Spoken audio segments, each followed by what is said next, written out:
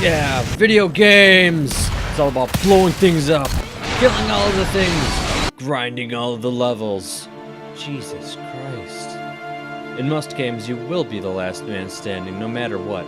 They're designed around your character destroying everything in their path and getting more and more elaborate and destructive means to do throughout the course of the game. These power fantasies are popular as an escape from the mundane, satisfying the destructive urges and frustrations that can't be fulfilled in reality, and, of course, they are the nearly archetypal video game plot of action and escalation, over a course of time, ending more powerful than your character started. For most games, this formula works great, but great games take mechanics into account for their narrative. Some genres just don't make sense if you have rocket launches or air dashes. As fun as getting all the toys and upgrades can be, sometimes you need the opposite. Disempowerment. Disempowerment is a tool in the game developer's toolkit, just like any other. One that's used less often, perhaps, but it's important to know when and how to use it nonetheless. There are two genres in particular that benefit massively from this: horror and stealth. But before we move on to that, let's lay down some definitions. Disempowerment is the opposite of what you saw at the beginning of the video. You don't get any explosion guns. In fact, guns might be hard to come by at all, and ammo is almost always scarce. The gameplay is defined by your lack of power, whether it's the boy from Inside's frailty and physical weakness, or when James Sunderland from Silent Hill 2 is forced to decide whether he should shoot an enemy or run around them. And in both of those cases, the confusion that both of the characters and you as a player feel as you explore the environments and try to decipher the story as it unfolds around you. The level of control that you as a player have is lower than the game has over you. In contrast to high-action, high-power games with upgrade systems, leveling, and multiple ways to tackle a problem. In those, you control the flow of the game, forcing it to go down the way you want. However, in something like Resident Evil, you're forced to run down a hallway with zombies and either spend your limited ammo killing them, or risk running past them. Getting caught off guard can ruin your day since you tend to plan ahead, and a single change in those plans forces you to first of all act in defeat, and second, possibly rethink your entire plan. Disempowerment in games also covers the story aspect. When your character is forced to do something they wouldn't normally do for an extended period of time. I'm not talking about being forced to disarm themselves while being held at gunpoint. More like the feeling of doing bad things and knowing it that you sometimes feel in Papers, Please. You are working for the corrupt establishment and refusing to help people in need, but you have your family to consider. One of the most powerful moments in all of video games, in my opinion of course, is at the end of Metal Gear Solid 3. You've just spent the entire game proving yourself to your mentor, the boss, that you're a capable soldier on her level, even above hers. A series of mostly immensely empowering fights, and what do you get at the end? A button prompt forcing you to kill her. This is a game series known for its 2-hour-long cutscenes, yet they force you to take the action yourself.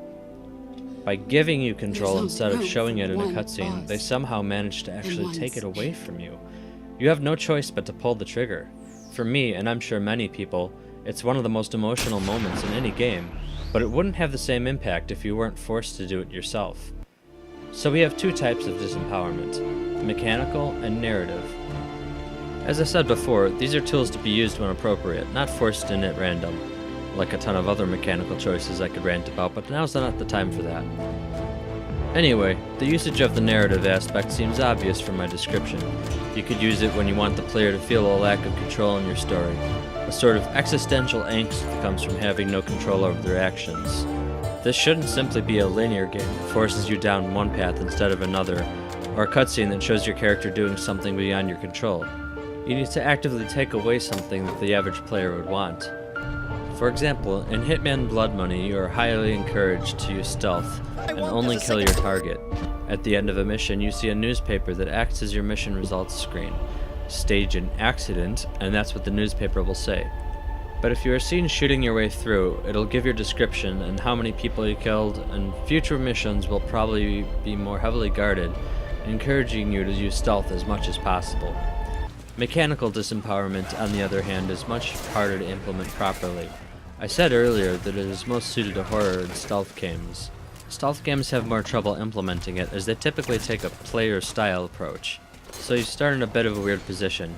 You still need to use stealth and can easily get killed if found, but gradually get more lethal options as the game progresses. Typically, they reward you for using the non-lethal basic weapon that you start with and can carry you through the game, so it's more of a self-imposed challenge than anything. Most also have rankings based on alerts and kills, so you are highly encouraged to use stealth, patience, and non-lethal options. Horror games typically rely on a limited weapon selection, if any, and ammo conservation due to a lack of supply. Some games, such as Resident Evil, also have a limited inventory space, which limits the amount of weapons, ammo, and healing items you can have on you at once, since keys and plot items take space too and can add up quickly. In the olden days, tank controls made it harder to actually get around, and fixed camera positions made it easier for enemies to lurk around corners. Once Resident Evil got a behind-the-shoulders camera angle, it became more of an action game and began to go downhill. This could be one reason why Resident Evil 7 used a first-person camera. It's a lot harder to tell where enemies are in the first person. Other recent horror games are in first person as well, and this lends support to my theory. Layers of Fear, Outlast, Soma, and Amnesia, and the unfortunate cancelled PT or Silent Hills, are all first person. And one other thing they all have in common is that you have no way to defend yourself. You have to rely on hiding, and in some cases, conserving your light, which goes way beyond guns and ammo. You can't defend yourself. In fact, in Amnesia, light attracts monsters. The point is this. As fun as blowing stuff up is, BFG 9000s are a tool. They wouldn't make sense in a Resident Evil game, just like riddle-based puzzles wouldn't fit into Doom. Disempowerment is also a tool, and when used right, it can change the nature of your game, give it the mood you need, and adjust it into what you need it to be. I focused on stealth and horror, but it could also be used in any genre. Even just an action game where you're massively overwhelmed can be exciting. That was part of what made Half-Life 1 so amazing. In an era dominated by Quake 3 Arena, you spent the first half an hour of a game walking around, and the first weapon you get is the signature crowbar. You had to reload your guns, and the pistol didn't have infinite ammo.